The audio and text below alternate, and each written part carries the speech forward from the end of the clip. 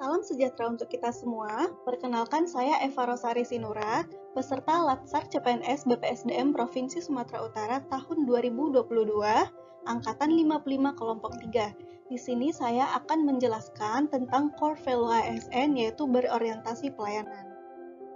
Nah, di sini ada 5 prioritas kerja untuk tahun 2019 sampai tahun 2024, yaitu pembangunan SDM, pembangunan infrastruktur, simplifikasi regulasi, penyederhanaan birokrasi, dan transformasi ekonomi.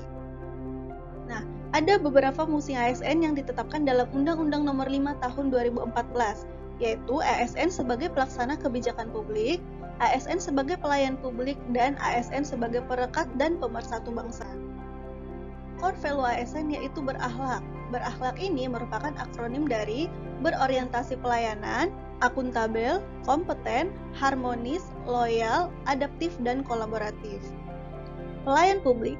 Pelayan publik adalah kegiatan atau rangkaian kegiatan dalam rangka pemenuhan kebutuhan pelayanan sesuai dengan peraturan perundang-undangan bagi setiap warga negara dan penduduk atas barang, jasa, dan atau pelayanan administratif yang disediakan oleh penyelenggara pelayanan publik.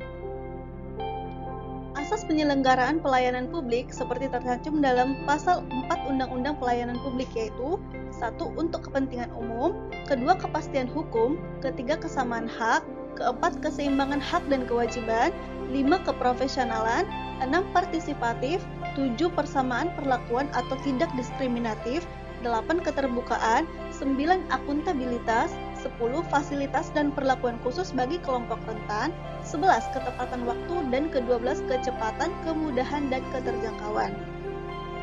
Nah, prinsip dalam pelayanan publik yaitu ada partisipatif, transparan, responsif, tidak diskriminatif, mudah dan murah, efektif dan efisien, aksesibel, akuntabel, dan berkeadilan. Unsur penting pelayanan publik khususnya dalam konteks ASN yaitu penyelenggara pelayanan publik yaitu ASN ataupun birokrasi.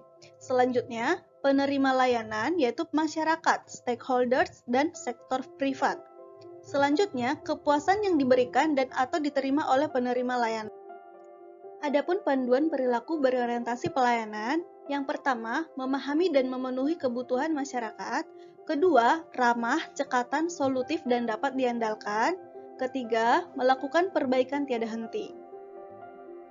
Memahami dan memenuhi kebutuhan masyarakat yang merupakan nilai dasar ASN dapat diterapkan dengan mengabdi kepada negara dan rakyat Indonesia, menjalankan tugas secara profesional dan tidak berpihak, membuat keputusan berdasarkan prinsip keadilan, dan menghargai komunikasi, konsultasi, dan kerjasama. Ramah, cekatan, solutif, dan dapat diandalkan dapat diterapkan dengan memelihara dan menjunjung tinggi dasar etika yang luhur, memiliki kemampuan dan melaksanakan kebijakan dan program pemerintah, memberikan layanan kepada publik secara jujur, tanggap dan cepat, tepat, akurat, berdaya guna, berhasil guna, dan santun.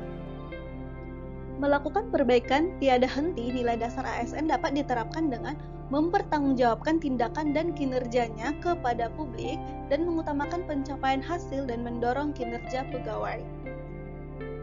Demikian presentasi tentang core value ASN berorientasi pelayanan. Terima kasih. Penerapan core value berorientasi pelayanan di unit kerja. Sebagai perawat, saya akan menerapkan core value berorientasi pelayanan di rumah sakit, yaitu dengan cara untuk poin pertama memahami dan memenuhi kebutuhan masyarakat. Nah, di sini sebagai perawat, saya bekerja untuk negara, untuk masyarakat melayani pasien. Saya sebagai perawat akan bekerja dengan profesional dan tidak membeda-bedakan pasien, baik berupa gender, usia, suku, bangsa maupun membedakan agama. Selain itu, saya sebagai perawat harus menghargai komunikasi dengan pasien ataupun dengan rekan kerja saya. Kemudian, saya sebagai perawat akan menjalin kerjasama dengan berbagai tenaga medis lainnya, misalnya dokter, tenaga bagian laboratorium, ataupun bagian admin.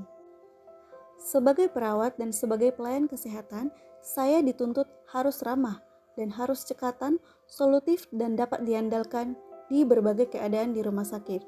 Di mana di sini saya sebagai perawat harus bekerja dengan menjunjung tinggi dasar etika dan luhur, di mana saya harus mengamalkan kode etik keperawatan setiap melakukan pekerjaan. Yang terakhir, melakukan perbaikan tiada henti. Di sini sebagai perawat, saya harus siap mempertanggungjawabkan tindakan dan kinerja saya kepada publik. Nah, di sini setiap melakukan tindakan, saya sebagai perawat akan mendokumentasikan tindakan saya di catatan keperawatan. Nah, di sini saya juga harus siap melakukan perbaikan kepada diri saya dengan mengikuti seminar ataupun pelatihan yang tersedia untuk mengembangkan diri saya sebagai perawat.